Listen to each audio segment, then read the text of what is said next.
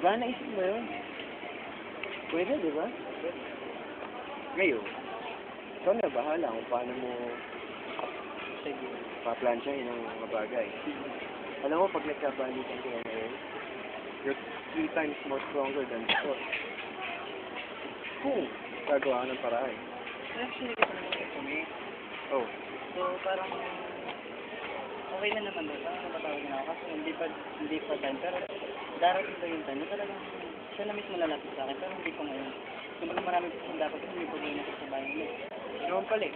Eh, yun nga, parang So, kung- hindi, ang akin yun, nasanay ako. Kumbaga parang minsan, nawawalan din ako ng parang Nadadown hindi ka. ko alam kung totoo ba yung sinasabi niya. Hindi. Hindi ka pa makapaniwala. Oo, sobrang hindi. Pero nagtitin siya ng salitang ganyan. Hindi lang, kung totoo nga ba.